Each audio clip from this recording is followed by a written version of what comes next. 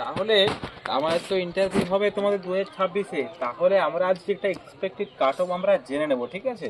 তোমরা যেমন পড়াশোনা করছো সবাই সেরকমভাবে পড়াশোনা করো, ঠিক আছে?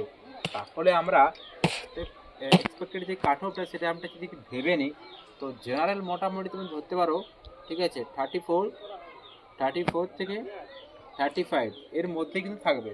কিন্তু আফটার যে সিট কনভার্টের হয়ে যাওয়ার পর মানে তোমরা এটা ধরতে পারো যে 33 পর্যন্ত কিন্তু নেমে আসার সম্ভাবনা কিন্তু খুব প্রবল।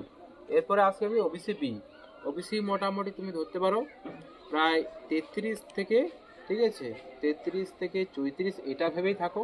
এবং সিট কনভার্টের পরে তোমরা ভাবতে পারো মোটামুটি এটা ওই 32, এর থেকে বেশি হবে না, হয়তো কিছুটা, হয়তো 32.5 বা 32.3 এরকম কিছুটা হবে। তারপর ওবিসি বি এবং ওবিসি এর মধ্যে তেমন কিছু ফারাক নেই, তো সামান্য কিছু তফাৎ আছে। ওবিসি বিও ঠিক এর সেমই ধরতে পারো, তাও বলবো যে এর মধ্যমই থাকবে, অর্থাৎ এই 33 থেকে, ঠিক আছে, 34.5 এর মধ্যে তোমরা এগিয়ে চলো। কারণ যে তোমরা একটু বেশি করে যদি এগিয়ে চলো তাহলে তোমাদের কাট অফটা ক্লিয়ার করতে খুব সোজা হবে।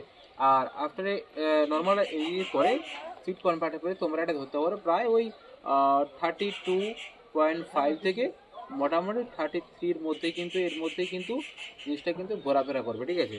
এরপর এসি তেমন কিছু বেশি যাবে না, মোটামুটি রেশিওটা তোমরা 1:1 বা 2:1 ধরতে পারো। মোটামুটি এটা তোমরা ধরতে পারো যে ওই 30.5 থেকে 31.5। তো এই 31.5টা যদিও পুরো একদম সবচেয়ে বেশি।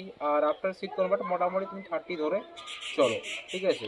আর এসটি মোটামুটি তোমরা সবাই পেয়ে যাবে যতজন আছো, হয়তো 30-40 জন বা 50 জন হয়তো পাবে না, তো এটা তোমরা অল ধরে চলো যে তোমরা সকলে কিন্তু পেয়ে যাবে। ইডাব্লিউএস যেহেতু সবাইকে করা নেই, তা আমি বলবো যে ইডাব্লিউএস হলেও কি এই রিসেন্ট সময় কিছুদিন করেছি, মোটামুটি তোমরা এটা ধরতে পারো যে মোটামুটি 28 থেকে 29, ঠিক আছে? এবং সিট কনভার্ট হওয়ার পরে মোটামুটি আশা করছি সবাই পেয়ে যাবে এখানে, ঠিক আছে?